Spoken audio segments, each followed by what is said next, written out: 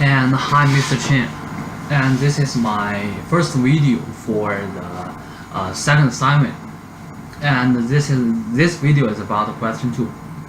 And as before, let me introduce this question first.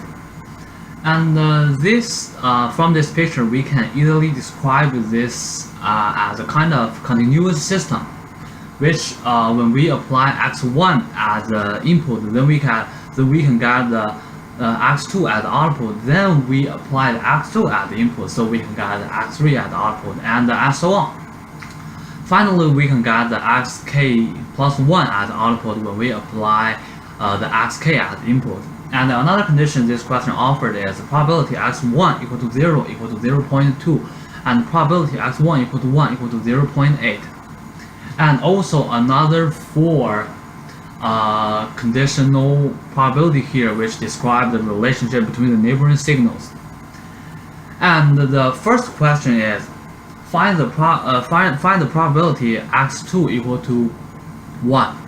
And we can tell from the condition offered in this question, when we add the probability x1 equal to 0 and x1 equal to 1, we can get 1, which means the x1 equal to 0 and x1 equal to 1 perfectly divide the whole space into two parts.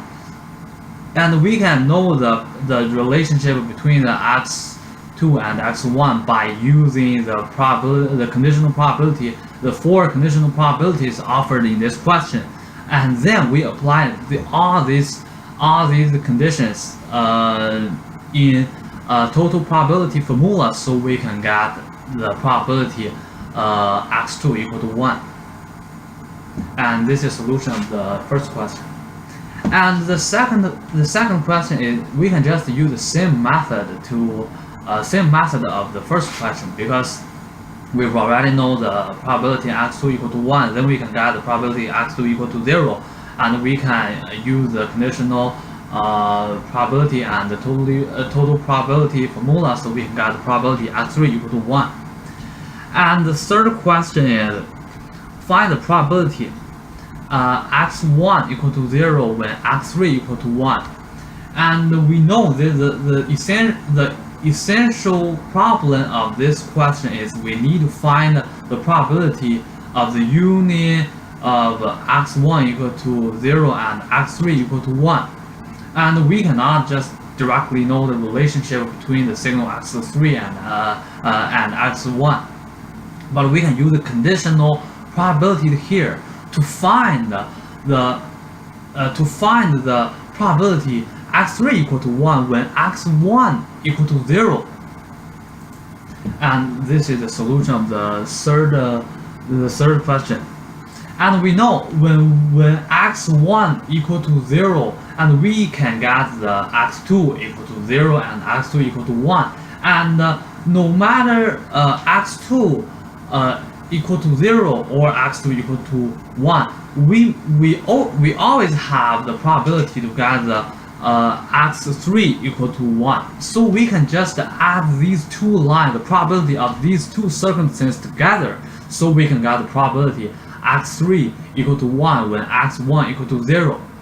Yeah, just like the solution here, we calculate this, and we already know the probability x1 equal to 0, so we can get the probability of the union of x3 equal to 1 and x1 equal to 0.